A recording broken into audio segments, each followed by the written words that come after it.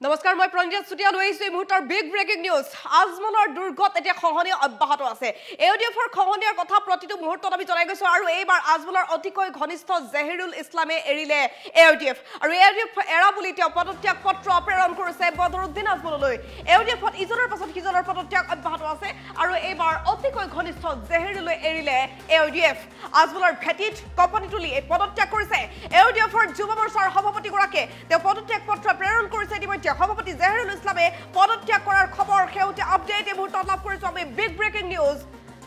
বদৰুদ্দিন আজমলৰ অতিকৈ ঘনিষ্ঠ আছিল জহিৰুল আৰু জহিৰুলে বৰ্তমান পদত্যাগ কৰিছে পদত্যাগ পত্ৰ প্ৰেৰণ কৰিছে বদৰুদ্দিন আজমললৈ লোকসভা নিৰ্বাচনত ধুবুৰীত আজমলক পৰিচালনা কৰিছিল জহিৰুলে আৰু সেইগৰাকী জহিৰুলে এতিয়া বদৰুদ্দিন আজমলৰ সংগত ত্যাগ কৰিছে শীৰ্ষ নেতৃত্বৰ বিৰুদ্ধে গুৰুতৰ অভিযোগ উত্থাপন কৰি জহিৰুলে পদত্যাগ কৰা বুলি উল্লেখ কৰিছে পদত্যাগ পত্ৰ ইতিমধ্যে প্ৰেৰণ কৰিছে তেওঁ এওডিএফত ইজনৰ পাছত সিজনৰ পদত্যাগ অব্যাহত আছে আৰু ইয়াৰ মাজতে দল এৰিলে আজমলৰ আটাইতকৈ ঘনিষ্ঠ জহিৰুলে আৰু পদত্যাগ পত্ৰ তেওঁ প্ৰেৰণ পদত্যাগ পত্ৰ তেওঁ কি লিখিছে পত্ৰখনে মুহূৰ্তত আমি দেখুৱাই ল'ব বিচাৰিম টাইমেটৰ দৰ্শকক পদত্যাগ পত্ৰ দিছে জহিৰুল ইছলামে লিখিছে প্ৰতি মাননীয় সভাপতি মহোদয় সৰ্বভাৰতীয় সংযুক্ত গণতান্ত্ৰিক মৰ্চা এওডিএফ পদত্যাগ পত্ৰ তেওঁ দিছে অতি দুখ আৰু পৰিতাপেৰে আপোনাক জনাও যে আজিৰ পৰা মই এওডিএফ দলৰ সকলো পদবীৰ পৰা তথা প্ৰাথমিক সদস্যৰ পৰা পদত্যাগ কৰিলো বিগত সময়ত অতি নিষ্ঠা আৰু সততাৰে হাজাৰ কষ্টৰ মাজেৰে দলটিৰ হৈ দিন ৰাতি একাকাৰ কৰি কাম কৰিছিলো একমাত্ৰ দলটিৰ স্বাৰ্থত আৰু শ্ৰমজীৱী খাতি খোৱা মানুহৰ ন্যায় প্ৰাপ্তিৰ স্বাৰ্থত কিন্তু দুখৰ বিষয় যে দলটিৰ কিছু নেতৃত্বই নিজৰ ময়মতালিৰে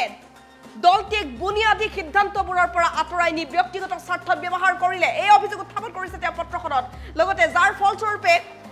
সাধাৰণ মানুহৰ দলটিৰ প্ৰতি থকা এক প্ৰকাৰ আস্থা হেৰুৱাৰ উপক্ৰম হল দলত যুৱ প্ৰজন্মক প্ৰাধান্য দিয়া আৰু সাধাৰণ মানুহৰ সমস্যা সমাধানৰ পৰিৱৰ্তে কিছু নেতৃত্বই দলক ব্যৱহাৰ কৰি অকল নিজৰ ব্যক্তিগত সমস্যা সমাধানত মনোনিৱেশ কৰিছে সেয়েহে এই সকলোবোৰ বিষয় পৰিকল্পনা মৰ্মে নিম্নলিখিত সকলোবোৰ পদবীৰ পৰা মই পদত্যাগ কৰিলো বুলি উল্লেখ কৰিছে তেওঁৰ পদবী আছিল সভাপতি যুৱ মৰ্চা মুখপাত্ৰ আছিল তেওঁ সদস্য আৰু নীতি নিৰ্ধাৰক কমিটিত তেওঁ আছিল এই তিনিওটা দায়িত্বৰ পৰা তেওঁ অব্যাহতি লৈছে আৰু সেই কথা উল্লেখ কৰি পদত্যাগ পত্ৰ বৰ্তমান প্ৰেৰণ কৰিছে বদৰুদ্দিন আজমললৈ এই সন্দৰ্ভত অধিক জানিবৰ বাবে আমি ফোন লাইনৰ সংযোগ স্থাপন কৰিছো জ্যেষ্ঠ সাংবাদিক অভিজিত আচাৰ্যৰ সৈতে অভিজিত আপোনাৰ পৰা জানিব বিচাৰিম পদত্যাগ পত্ৰ জহিৰুল ইছলামে দিলে নিশ্চিতভাৱে আজমলৰ দুৰ্গত অন্য এক খহনীয়া বুলি আমি ক'ব পাৰো এওডিএফৰ খহনীয়া কিয় হৈ আছে বাৰে বাৰে দৰাচলতে মৌলানা বদৰুদ্দিন আজমল ধুবুৰী লোকসভাত যেতিয়া তেওঁ পৰাজয় বৰণ কৰিব লগা হৈছিল আৰু 1-2 লাখ ভোটত নহয় প্ৰায় 10 লাখ ভোটত পৰাজয় বৰণ কৰিব লগা হৈছিল মৌলানা বদৰুদ্দিন আজমল আৰু প্ৰতিদ্বন্দ্বী হিচাপে আছিল ৰকিবুল হুছেইনৰ হাতত যেতিয়া 10 লাখ ভোটত পৰাস্ত হ'ব লগা হৈছিল বদৰুদ্দিন আজমল আৰু সেই সময়ৰ পৰা এআইইউডিএফ দলটোত এক প্ৰকাৰ অক্সিজেন বিহীনভাৱে চলি আছিল আৰু সেই দলটোৰ মাজত বিভিন্ন ধৰণৰ ক্ষোভ আৰু অসন্তুষ্টি দেখা পোৱা গৈছিল আৰু এই মুহূৰ্তত যেটো জহিৰুল ইছলামে পদত্যাগ কৰিছে মই ক'ব বিচাৰিম যে জহিৰুল ইছলাম এআইইউডিএফ দলৰ আটাইতকৈ এগৰাকী জনপ্ৰিয় যুৱ নেতা আৰু এআইইউডিএফৰ এইগৰাকী জহিৰুল ইছলামে এআইইউডিএফ দলৰ যুৱ যি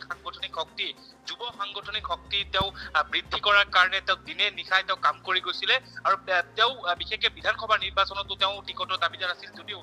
পৰাপক্ষত তেওঁক টিকট বঞ্চিত কৰিছিলে এআইইউডিএফ দলে তাৰ পাছতো খুব অসন্তুষ্টি এৰি তেওঁ এআইইউডিএফ দলৰ তেওঁ নিৰ্বিঘ্নে কাম কৰি গৈছিল আশা কৰিছিল যে ভৱিষ্যতে তেওঁ এআইইউডিএফ দলৰ তেওঁ টিকট লাভ কৰিব কিন্তু তাৰ পাছতে দেখা যায় যে এআইইউডিএফ দলত বিভিন্ন ধৰণৰ ক্ষোভ আৰু অসন্তুষ্টি দেখা পোৱা গৈছিল আৰু জহিৰুল ইছলামৰ এই ক্ষোভ কিন্তু এয়া নতুন ক্ষোভ নহয় লোকসভা নিৰ্বাচনৰ পৰাজয় বৰণ কৰাৰ পাছতেই জহিৰুল ইছলাম ক্ষোভিত হৈ পৰিছিল আৰু বিভিন্ন ধৰণৰ দলীয় কাম কাজত দলীয় একাংশ বিধায়কৰ যি ময়মতালি সেই ময়মতালিক তেওঁ সহ্য কৰিব পৰা নাছিল আৰু লোকসভা নিৰ্বাচনত আচৰিত কথা এইটো যে লোকসভা নিৰ্বাচনত মৌলানা বদৰুদ্দিন আজমলক তেওঁ পৰিচালনা কৰিছিল দলত তেওঁ একক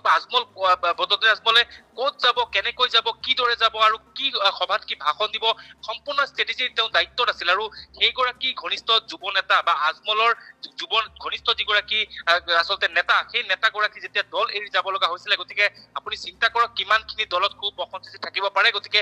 ৰকিবুল হুছেইনক আজি তেওঁ নতুন দিল্লীৰ অসম ভৱনত তেওঁ আজি সাক্ষাৎ কৰিছে আৰু ৰকিবুল হুছেইনক তেওঁ সাক্ষাৎ কৰি হাত মিলাই তেওঁ কাইলৈ হয়তো কংগ্ৰেছ দলত তেওঁ যোগদান কৰিব আৰু এআইইউডিএফ দলৰ কেৱল জহিৰুল ইছলামে নহয় আৰু পিছে আৰু হয়তো আন নেতাসকলো জহিৰুল ইছলামৰ পিছে আহি হয়তো কংগ্ৰেছ দলত যোগদান কৰিব কিন্তু এইখিনি মুহূৰ্তত মই ক'ব পাৰো যে এআইইউডিএফ দলৰ হয়তো দুই এজন বিধায়কও কংগ্ৰেছৰ সৈতে তেওঁলোকে যোগাযোগ অব্যাহত ৰাখিছে যে কংগ্ৰেছত তেওঁলোকে যোগ দিব বিচাৰে কিন্তু বহুখিনি নীতি নিয়ম থকাৰ কাৰণে তেওঁলোকে যোগ দিব বিচৰা নাই এই মুহূৰ্তত কিন্তু হয়তো জহিৰুল ইছলামৰ পিছে পিছে আন বহু AUDF-ৰ শক্তিশালী নেতা হয়তো কংগ্ৰেছ দলত যোগদান কৰিব আৰু কাইলৈ হয়তো কংগ্ৰেছ দলত জহিৰুল ইছলামে আনুষ্ঠানিকভাৱে যোগদান কৰিব পনিতা হয় নিশ্চয়কৈ অভিজিত আচাৰ্য এইখিনিতে এটা কথা উল্লেখ কৰিব লাগিব বদৰুদ্দিন আজমল বুলি ক'লে বা AUDF বুলি ক'লে আগতে যিটো দবদবা আছিল সেইটো ক্ৰমাৎক্ৰমেই আহিছে গতিকে এই ক্ষেত্ৰত আমি ক'ব পাৰোঁ নেকি যে বদৰুদ্দিন আজমলৰ নেতৃত্বত কিছু আখোৱা থাকি গ'ল বা AUDF-ৰ দলটোত সঁচাকৈয়ে তেওঁলোকৰ দলটোৰ মাজতে মতবিৰোধ আৰম্ভ হৈ গৈছে বা তেওঁলোকৰ দলৰ মাজতে খোৱা কাপোৰ আৰম্ভ হৈ গৈছে যাৰ ফলত এনেধৰণৰ খহনি AUDF-ত হৈছে আচক দৰাচলতে এগৰাকী তিনিবাৰৰ সাংসদ যেতিয়া তেওঁ 10 লাখ ভোটত পৰাজয় বৰণ কৰিব লগা হৈছিল আৰু তেওঁলোকে যি সময়ত দল খুলিছিল সেই সময়ত দল খোলাৰ পাছত তেওঁলোকৰ যিখিনি লক্ষ্যৰ উদ্দেশ্য লৈ তেওঁলোকে দল খুলিছিল দলৰ জন্ম দিছিল সেই লক্ষ্য আৰু উদ্দেশ্যৰ পৰা যেহেতু তেওঁলোকে পদচ্যুত হৈছে বুলি দলৰ বহুখিনি জ্যেষ্ঠ নেতাই তেওঁলোকক বাণী অভিযোগ দিয়াৰ পাছতো কোনো ধৰণৰ সঁহাৰি লাভ কৰা নাই নিশ্চয়কৈ 10 লাখ ভোটত পৰাজয় বৰণ কৰাৰ পাছত নিশ্চয়কৈ এগৰাকী ব্যক্তিৰ যি মানসিক স্থিতি সেই মানসিক স্থিতি নিশ্চয় ভাঙি পৰিব আৰু বিগত লোকসভা নিৰ্বাচনত পৰাজয় বৰণ কৰাৰ পাছত আজি প্ৰায় 2 মাহ 3 মাহ হৈ যাব এই মুহূৰ্তলৈকে বদৰুদ্দিন আজমলে আনুষ্ঠানিকভাৱে কোনো ধৰণৰ সাংগঠনিক সভা কৰা নাই কোনো ধৰণৰ সমষ্টিলৈকে ভালকে যোৱা নাই বানপানীৰ সময়ত যদিও তেওঁ গৈছে তথাপিও কেৱল ধুবুৰীতে নহয় অসমৰ আন আন বিধানসভা সমষ্টিত যিকেইটা তেওঁলোকৰ বিধায়ক আছে সেই সমষ্টিত কেইটাতো ভালকে পৰ্যবেক্ষণ কৰা নাই যদিও তেওঁ পৰাজয় বৰণ কৰিছে গতিকে পৰাজয় বৰণ কৰাৰ পাছত নিশ্চয়কৈ এগৰাকী ব্যক্তিৰ মানসিক শক্তি হয়তো নিশ্চয়কৈ কিছু কমিব সেয়া বিভিন্নজনে ধাৰণা কৰিব পাৰে আৰু ৰাজনৈতিকভাৱে যেহেতু তেওঁ যথেষ্ট শক্তিশালী এগৰাকী ব্যক্তি আছিল আৰু তেওঁ যথেষ্ট এগৰাকী শক্তিশালী প্ৰভাৱশালী নেতা আচলতে সংখ্যালঘু নেতা তাৰ পাছতে যেহেতু তেওঁ পৰাজয় বৰণ কৰিছে আৰু নিশ্চয়কৈ পৰাজয় বৰণ কৰাৰ পাছতে তেওঁ কিছু মানসিকভাৱে তেওঁ ভাগি পৰিছে আৰু এই মুহূৰ্তত তেওঁৰ যি কেইজন সংগী যি কেইজন তেওঁক আচলতে ভাল দিনত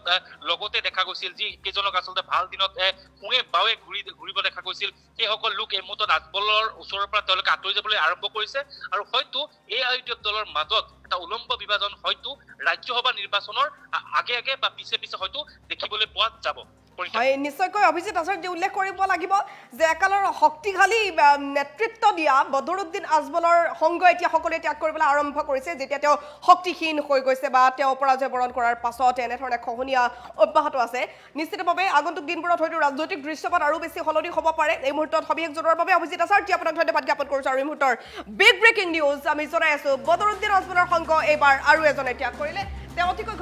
ঘনিষ্ঠ আছিল জহিৰুল ইছলাম তেওঁ সভাপতি যুৱ মৰ্চাৰ দায়িত্বত আছিল মুখপাত্ৰৰ দায়িত্বতো আছিল নীতি নিৰ্ধাৰক কমিটিৰ তেওঁ সদস্য হিচাপে আছিল এই তিনিওটা পদৰ পৰা তেওঁ পদবী ত্যাগ কৰিছোঁ বুলি অতি দুখ লগা মনোভাৱেৰে এখন পত্ৰ লিখি বদৰুদ্দিন আজমললৈ প্ৰেৰণ কৰিছে সভাপতি জহিৰুল ইছলামে পদত্যাগ কৰিলে AUDF-ত অন্য এক খহনীয়া